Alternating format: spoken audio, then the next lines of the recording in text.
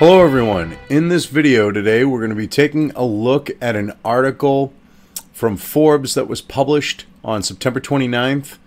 It's written by David Elm. Now, before we get into this, I want to apologize for not really having much content up this week.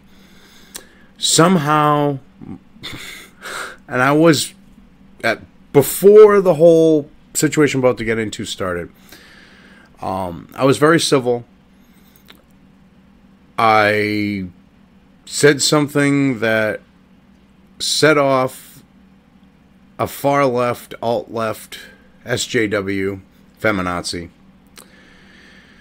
on Twitter. She went off on me. I remained civil for a while, and then I ended up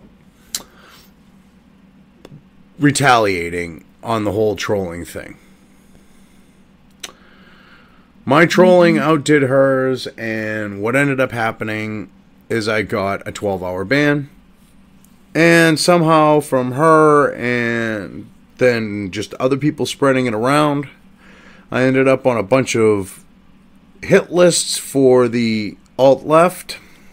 And since the beginning of this week, I have literally had them coming after me in every way, shape, and form they possibly can out there. Now, I didn't want them to feel like they had a victory if I just ignored them, muted them, blocked them, whatever. That just feeds them. So, I picked my battles. I went after the bully. Like it's the idea of if you've got a crowd coming after you, you take down the biggest, or the alpha, or, depending on the situation. It was like that. And then it escalated more, but now I finally got it calmed down.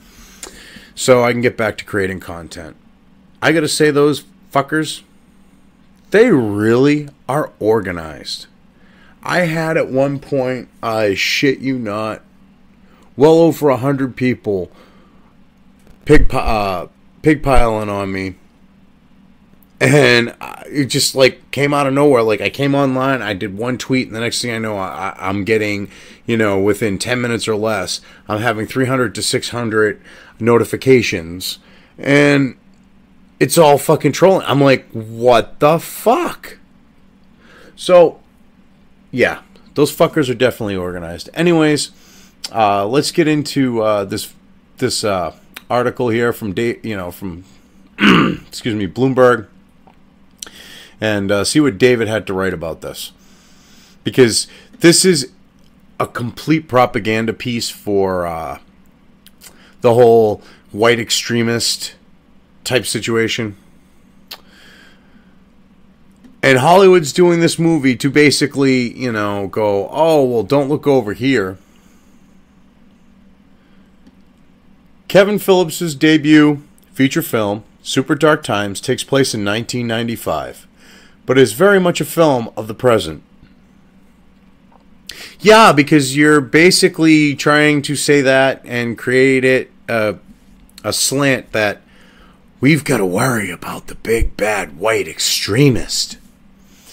Set in upstate New York 4 years before the Columbine High School massacre, the film tracks the emergence of a teenage psychopath not unlike Columbine's assailant Eric Harris and Dylan Klebold, or Aurora shooter James Holmes, or Sandy Hook's Adam Lanza, or Dylan Roof. The list goes on. No, those are the only ones you've got, motherfucker. Only ones you've got. Okay? And you had to go back to fucking Columbine to get a list of 5 people? At least you didn't pull the shit of going back, a couple hundred fucking years like you leftist fucks like to do. Now, let's ignore, because, oh no, this is about, white extremism. Let's ignore the Orlando shooter. Let's ignore the, because they weren't, the Oh, excuse me, the Boston Marathon bombers, they weren't white, but you try to portray them like that. So let's look at this, okay? Let's look at the Islamic terror thing here. I'm glad you didn't throw them in, because then I'd have to be like going, oh my god, this guy's a complete fucking moron. But, you know, on the note of the Boston bombers. But you've got the Boston Marathon bombers, Muslim extremist, marathon, the nightclub shooting, Muslim extremist. You've got the husband and wife going on a shooting spree, Muslim, you know, in California, Muslims extremists. You have the Fort Hood shooting, Muslim extremists. And there are a few more incidents here in the U.S. Then you've got all of the trucks of peace in Europe. Yet, you're doing a movie about white extremists. To me, that seems a little fucked up. Because I remember back when Islamic terror was a big thing in the fucking 1980s, because you had them hijacking planes every chance that they could get. Okay? We had movies about that, because that was actual, you know, of the present. But heaven forbid we do that now. No. We gotta go and find 5 fucking examples and then say, oh yeah, this is so current. And you had to go back. How long ago was Columbine? Quite a few years. So, not exactly of the present. Aurora shooter. Years ago at this point. Sandy Hook. Years ago at this point. And you're going of the present. No, of the present means happening around us. So, sit and spin. Unless you're talking about them doing a movie about Islamic terror, and you're going to say it's of the present, you're full of shit. Charlie Tahan of Ozark plays Josh, an awkward adolescent whose life revolves around playing video games, riding bikes with his best friend Zach, who's Owen Campbell, and fantasizing about girls at school, namely a 15-year-old named Allison, who's played by Elizabeth Cappuccino. When he learns that Zach and Allison hang out sometimes, his jealousy surges just beneath the surface of his placid face and impassive eyes. It's conveyed through his silence. Zach, better looking and smoother than Josh, seems to float through life while Josh merely plods. Oh my god. This is not why...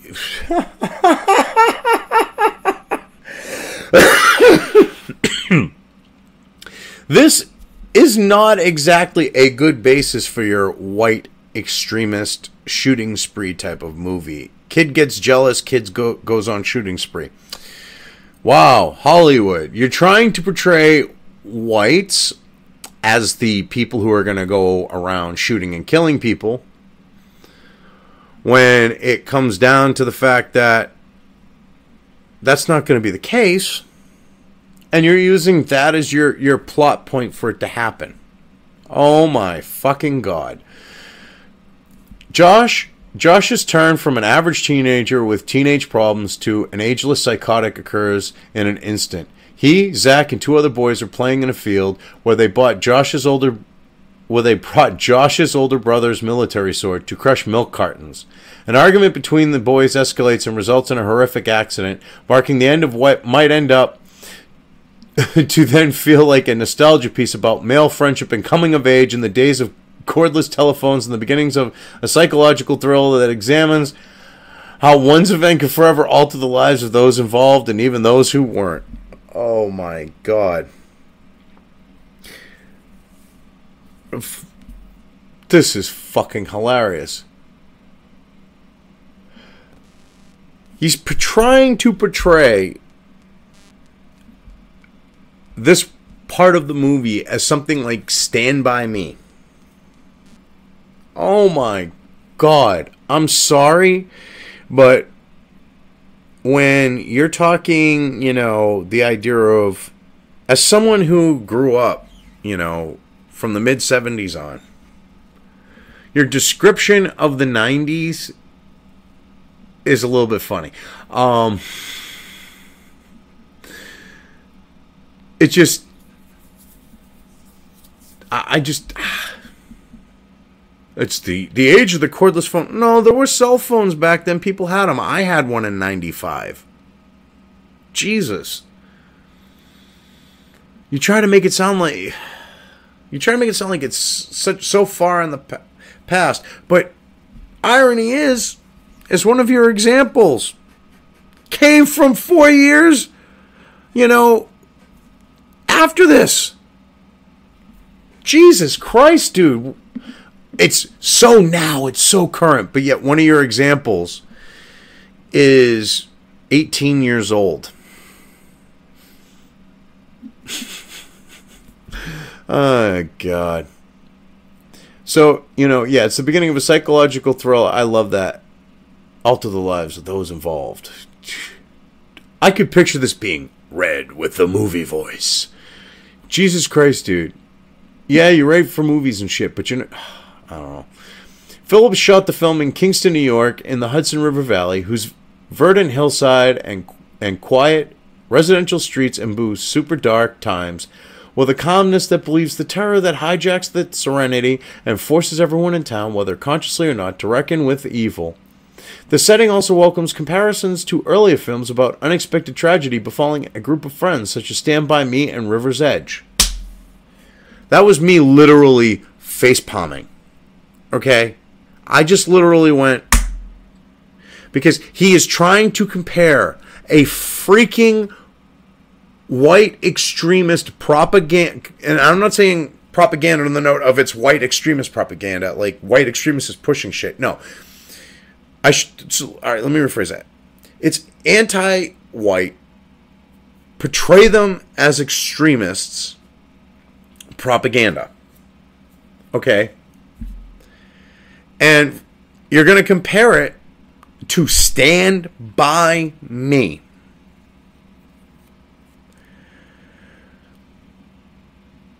This just blows my mind. Let's take even though it has a dark undertone and some dark moments in it, a feel-good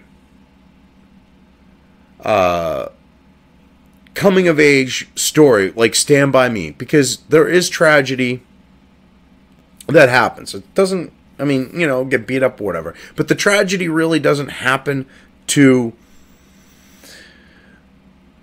the main characters, okay? It happens to another kid who gets hit by a train, and they're going to see him, and there, like I said, there are tragic events in there, but it's not a tragedy of, befalling a group of friends. So it goes to show, did this guy even watch the movie Stand By Me? Or is he just pulling shit out of his ass? Oh, well, there's kids, and they're like friends, and they're coming of age. Oh, Stand By Me! This guy fucking writes articles on and reviews movies. Holy fucking shit. The latter of those films may be the closest in spirit to Super Dark Times, set in a similar, somewhat depressed, but still lush semi-urban setting in the mid-1980s. River's Edge follows a group of friends as they attempt to cover for one boy in the group who accidentally kills a girl they also know, or knew. As the social fabric that has united them all unravels through a combination of anxiety and resentment and fear, they each transform from the children they were into adults they're becoming. It is clear that the transformation will be less kind to some than others, as their metamorphosis sheds any semblance of innocence they may have still had prior to the accidental murder. Wow. He's trying to play down the fact that that this is clearly a propaganda, whites are the ones that are going to go on fucking killing sprees, when you have, what is it, Venice's mayor saying that if anyone screams Allah Akbar, he told the snipers around the city just drop them.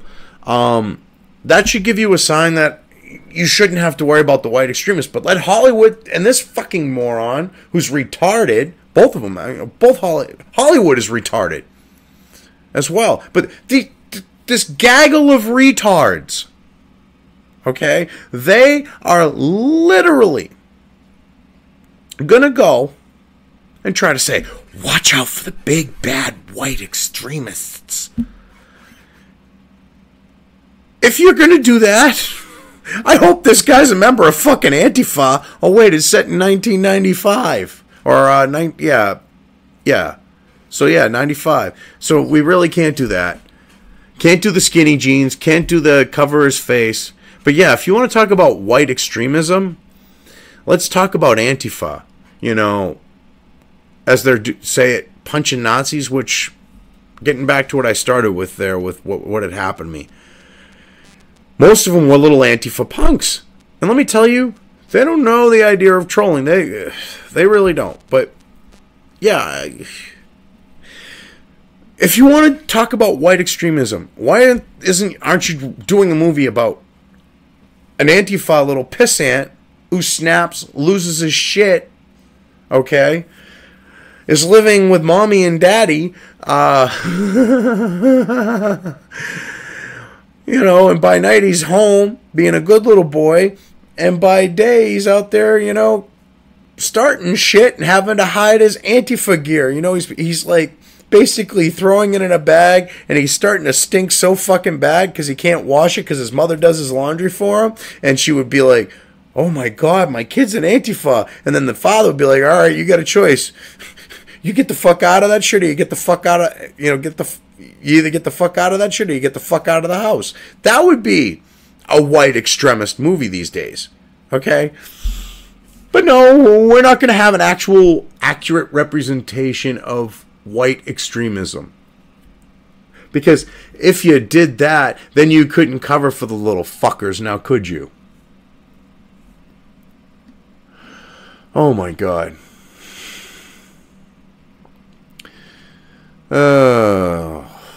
Fucking Hollywood and leftists. And this leftist. It's just fucking ridiculous shit. But whereas River's Edge pivots around an event that no one saw, the tragedy that sets super dark times and emotion feels, by the end of the film, almost inevitable. And this is, perhaps, what makes the latter film very much a film of its time, defined as much by mass slaughters at the hands of troubled young men as by the attempt to identify such a propensity before it's too late. How the hell did I confuse propensity with prosperity? Oh, wow. But yeah, I mean, just right here alone, they're trying to go, yeah, like they're setting this up because it talks more about this 80s movie and says, well, this was appropriate, but doesn't go into this other movie, but says, you know, oh, there's these comparisons, but he doesn't want to make them.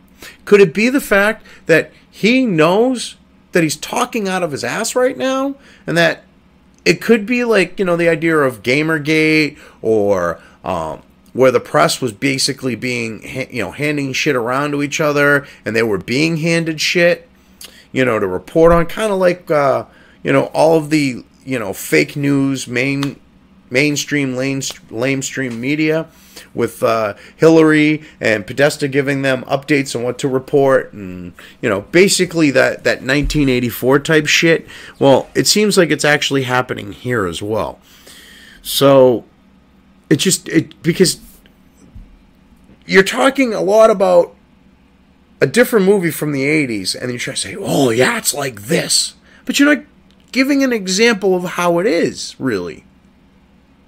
So it's like you're trying to paint it so that when the buzz that's going to go around about it, oh, that white extremist movie. You know, when we just had this past week someone who was, you know, who came here at the dreamer's age, who from a country that was on the ban list, or it isn't now with the latest version, who went into a church and just started killing white people. You know, no coverage of that. But yet, you know, hey, let's throw this out here to distract people from it. So, because I'm thinking the reason why this article dropped is it's to keep in the front of the mind the white extremism. When you just had a black supremacist go into a church on a killing spree. Actually, he started the killing spree outside. And then either from the usher wrestling with him to get the gun, or because the guy's completely fucking incompetent, he shot himself. But, yeah. So, we gotta say, don't look here, look over here. It's just fucking pathetic. But in cases like Josh's, perhaps it's always already too late. Even if it hadn't occurred, in other words, something in Josh's disaffected demeanor suggests that something else would have punctured his cocoon of innocence sooner or later, and that the terror he unleashes followed that initial event is a foregone conclusion. So, according to people on the left, even when they're saying hashtag not all, they try to portray it that Muslims aren't, like with Islamic extremists, okay? They're trying to portray it as they're good, nice people while they're beheading men, women, and children, raping women and children, setting people on fire, dropping gays off of roofs, doing things like that. And they're trying to, and you're going, oh, nothing to see here, but you're basically like, well, there are white people out there that are just broken. Well, yeah, they're the same thing with any ethnic background. But, on the note of, say, Islamic terror, you have a situation where you have a religion radicalizing them. This might be just a screw loose. And I love how you're pushing this white extremist situation. And you're like, well, yeah, screw might loose, but he's still a white extremist. And you're kind of hinting that, that kind of goes with the whole thing of killing, non-whites. Even though you haven't said it, it just kind of seems that way. And the funny thing is your examples going back even to 20 years, or almost 20 years with Columbine, they all had fucking screws loose. Literally. So, you're using them to portray this white extremist situation, and you're trying to make it sound like it's a white thing, when it's a screw loose, you're fucking nuts, you're knuckin' futs fucking nuts, and you're going on a killing spree. And the funny thing is I bet you, with the incident that had just happened with the black extremists, they're going to come up with every fucking excuse and sanity, even though they're saying, oh, white extremist, he might be nuts, but he's still a white extremist. They're going to go, oh, he was mentally disturbed. Even though this was clearly a racial thing, they're going to go, oh, he's mentally disturbed, nothing to see here. He wasn't going on a killing spree of whites. No, that just wasn't happening. And this, they're going to be, any situation where it's a white, oh, fucking racism, fucking racism, fucking racism. It's like, come on now. It's just fucking ridiculous. The film's stellar cast, sound design, and editing carry a script by Luke Pietrokowski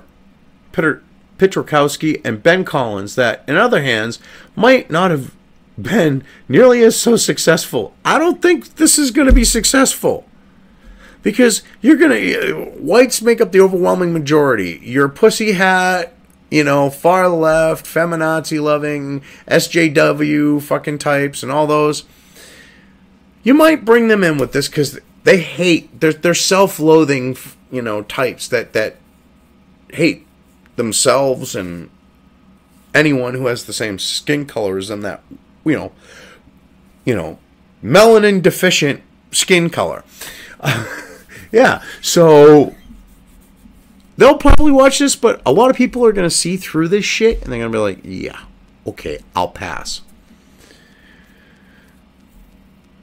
Oh, God. Supposedly there's a script to this when much of the dialogue was improvised, and the actors worked collaboratively with Phillips to create an ensemble effort that feels at once unpredictable and authentic. Super Dark Times opens in New York and Los Angeles today and across digital platforms on October 3rd. I mean, this shit's fucking ridiculous. Oh, God. You know, you want to remake a movie where you do that in Hollywood? You're gonna do shit like this. All right? And you're gonna portray whites as bad. How about when you have the trucks of peace running down people all across Europe? How about you remake a movie like, oh, I don't know, Delta Force? Huh. That might be, you know, a good choice, considering one of the biggest TV shows for the longest time was 24, and that was about a man running around fighting Islamic, you know, trying to thwart an Islamic terror plot. Just a piece of advice, Hollywood. Anyway, I think I've broken this down and covered it well enough. I'm going to leave things here. If you liked this video, depending on where you are watching it, please give it an upvote or thumbs up. If you want to know when new content of mine hits the internet, don't forget to subscribe to one or more of my social media or video accounts listed here. Also, with YouTube, don't forget to ring that bell. You can find all of my video content on both BitChute and YouTube. This may not be the case with other places I upload to, but I will try to minimize this happening. You are always welcome to interact with me at any of these sites on the list, so feel free to do so. If you have anything you want me to cover in a video when it comes to news or current events, send it right along to me. I will try to do my best to cover it. As always, thank you for watching.